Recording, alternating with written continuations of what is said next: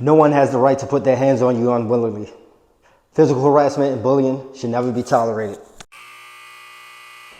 Will you be ready to defend yourself when that time comes? Welcome to Beat Bullying Boxing. I am Coach Monty. I began boxing while serving in the U.S. Army. I had a brief amateur career. After I completed my active duty, I returned to my local community to teach boxing.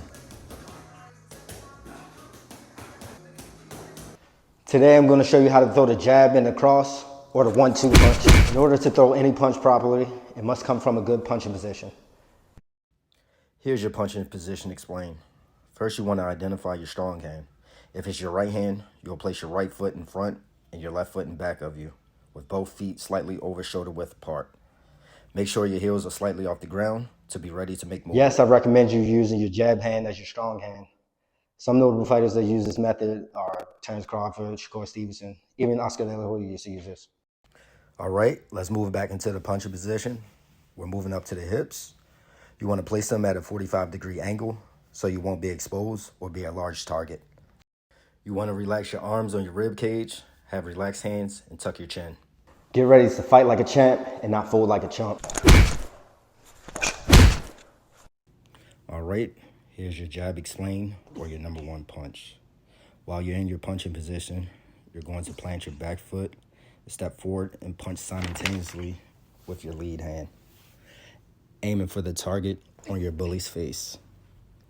This should all be synchronized or using one forward motion together like this.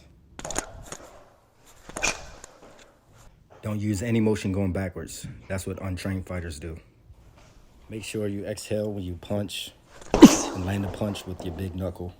Immediately after you land your punch, step back and bring your hands back to your face into the punching position to protect yourself. All right, we're moving on to the number 2 punch or the cross. Again, every punch comes from the punching position. Of course, you're going to choose the target on your bully's face.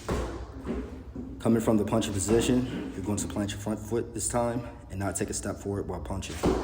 You're going to punch with your back hand while rotating your back hip and your wrist into the punch.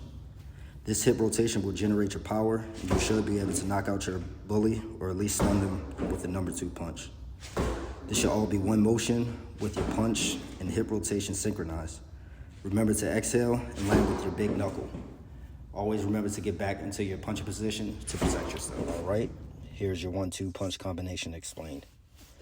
Coming from the punching position, you're going to plant your back foot while stepping and punching with your lead hand and front foot at the same time.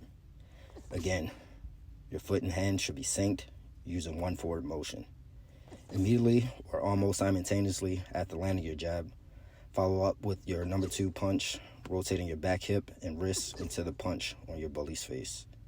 And immediately get back into your punching position to protect yourself. Exhale while punching, of course, so you don't burn yourself out.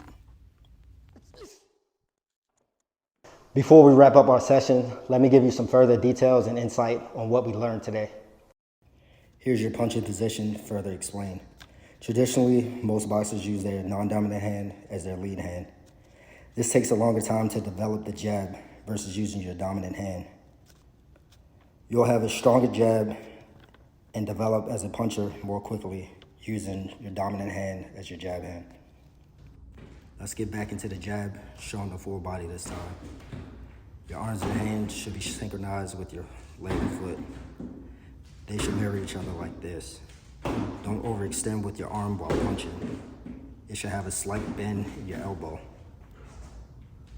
Twist your foot and hand at the same time. All right, switching over to the number 2 punch. Using the same technique like the jab, your arms and hands should be synchronized with your leg and foot. Again, don't overextend with your arm. It should be a bend at the elbow. All right, here's your 1-2 punch combination, showing full body. Make sure you rotate your hip and wrist into the punch. Thank you all for tuning in today. Remember, practice makes perfect. So that's why I created this next video for you.